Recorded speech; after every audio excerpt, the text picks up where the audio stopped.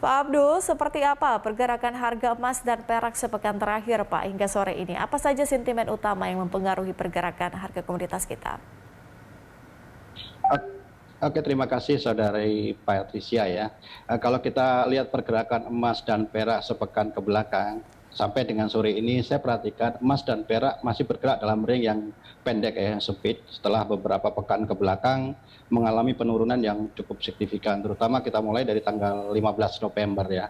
Kalau lihat dari pergerakan emas, saya lihat dari harga tertinggi di 1873 sempat turun di 1761. Artinya mengalami penurunan yang cukup lumayan 112 poin, disusul oleh yang tadi perak dari 25,27 sampai 22,21.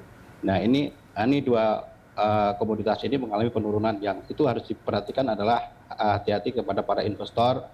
Jika harga sudah mencapai suatu titik tertentu, ini akan memakan suatu koreksi. Dan sentimen-sentimen apa, saya kira tetap ada sentimen yang berasal dari The Fed ya, terutama konteks adanya isu tapering yang akan dilakukan pada tahun ini ya, akhir tahun ini. Dan isu yang kedua adalah sentimen yaitu tentang kenaikan suku bunga yang akan dilakukan untuk tahun depan itu, Saudara Pratisia. Oke, dengan adanya sentimen terkait dengan percepatan tapering dari The Fed, kemudian juga adanya ekspektasi kenaikan suku bunga, begitu. Bagaimana rekomendasi Anda untuk emas dan perak, Pak? Seperti apa kemudian level support dan juga resistensi yang harus diwaspadai? Oke, kita tahu tadi saya sudah sampaikan bahwa emas dan perak itu mempunyai korelasi pergerakan yang hampir sama ya. Artinya apa? Kedua komoditas tersebut beberapa pekan ke belakang mengalami penurunan. Sebagai investor, rekomendasi saya adalah hati-hati. Tadi saya sempat di awal menyatakan aksanya aksi taking profit, di mana harga itu sudah mencapai penurunan yang cukup signifikan selama beberapa pekan ke belakang ini. Nah, untuk potensi kenaikan untuk jangka pendek, saya sarankan hati-hati adalah ada di batas-batas resisten di 1805 sampai dengan 1830 untuk komoditi emas. Sedangkan untuk perak yang mempunyai potensi untuk koreksi di angka 23 sampai 30 sampai dengan 2400. Adapun kalau kita melihat dari batas support, kemungkinan ada masih penurunan dalam beberapa, tapi tidak terlalu signifikan juga.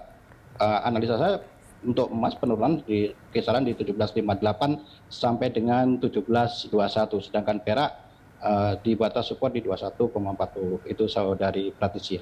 Oke, Pak Abdul, seperti apa kemudian rotasi di pasar komoditas, Pak? Seperti safe haven, obligasi, mata uang, aset, jika kemudian sentimen tadi yang kita sempat bahas terkait dengan The Fed mempercepat kenaikan suku bunga dan juga taperingnya. Kalau kita lihat ya rotasi di pasar komoditas ya, baik safe haven, obligasi dan mata uang, atas kenaikan suku bunga jika hal ini dilakukan, itu otomatis ada beberapa hal yang mengalami perubahan, terutama nilai mata uang. Kecenderungan akan nilai mata uang terutama dolar akan mengalami kenaikan. Itu secara otomatis akan rotasinya akan seperti itu. Sedangkan untuk komoditas ada beberapa seperti komoditas emas, perak dan obligasi akan mengalami suatu penurunan itu, Saudari Patricia. Artinya kalau rotasi itu terjadi, Pak, bagaimana rekomendasi Anda untuk pelaku pasar? Untuk rotasi yang terjadi tersebut, saya rekomendasikan untuk pelaku pasar, terutama dengan adanya kenaikan dari suku bunga, otomatis kita harus beralih untuk investasi di mata uang dolar. Dan lalu dengan demikian, kenapa? Karena kalau kita dengan kenaikan suku bunga tersebut, maka secara tidak langsung beberapa komoditas dunia seperti emas itu juga akan mengalami penurunan. Jadi saya rekomendasikan untuk beralih ke sesuatu terutama untuk mata uang itu, Saudari Patricia. Oke, beralih atau berinvestasi di dolar. Pak Abdul, Iya, kemudian, betul. oke, kemudian dengan pengaruh cuaca dan juga Omikron, Pak, bagaimana prospek dan juga rekomendasi untuk komoditas oleh dan juga kopi? Oke, jadi kalau kita bicara masalah rekomendasi dengan adanya cuaca dan Omikron seperti ini, udah tahu, memang untuk komoditas olin itu masih mempunyai potensi untuk kenaikan. Kenapa? Karena kita tahu dengan kenaikan minyak dunia juga akan beralih ke istilahnya energi biodiesel itu sendiri. Tetapi dengan adanya cuaca, apa yang terpengaruh yaitu tentang produksi akan mengalami penurunan. Ya, itu yang pertama. Sedangkan untuk Untuk Omikron sendiri, kita tahu beberapa hari kebelakang sudah mulai reda ya. Artinya ketika cuaca berpengaruh terhadap produksi, sedangkan distribusi kita mengalami kendala, itu akan boleh dikatakan mengalami penurunan dari dampaknya akan harga akan mengalami penurunan. Tetapi kalau misalkan produksinya itu biarpun mengalami gangguan, tetapi kebutuhan masih tinggi, itu juga masih mempunyai potensi untuk kenaikan dari harga komoditi, baik olin maupun kopi itu sendiri, Saudari Patricia. Bagaimana dengan prospek harga kakao dan juga timah pada pekan ini, Pak Abdul? Untuk prospek harga kakao dan timah ya, kalau kakao saya selalu mengatakan ini masih mempunyai potensi. Cuma tadi yang di awal tadi sudah sekalian, dengan adanya Omikron ini, hambatan yang betul adalah masa distribusinya. Kita tahu sendiri saat ini Omikron itu sudah melanda beberapa negara, hampir 40 lebih ya dari negara. Nah, ini dikhawatirkan akan berdampak terhadap distribusi terhadap kakao itu sendiri.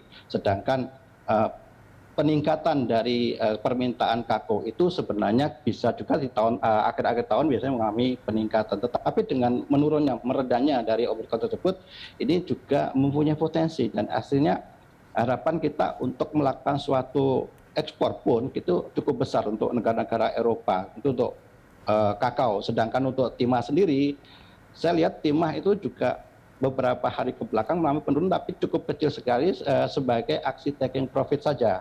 Hanya saja potensi untuk kenaikan timah itu cukup besar. Kenapa?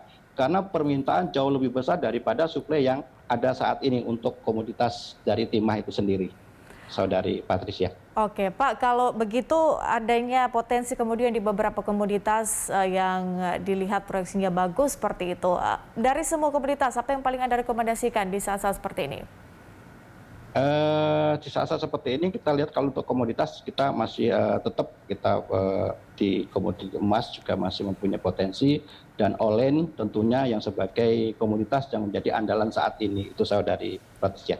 Oke, baik Pak Abdul Kamim, analis Dinemex Berjangka, terima kasih atas informasi dan juga analisisnya.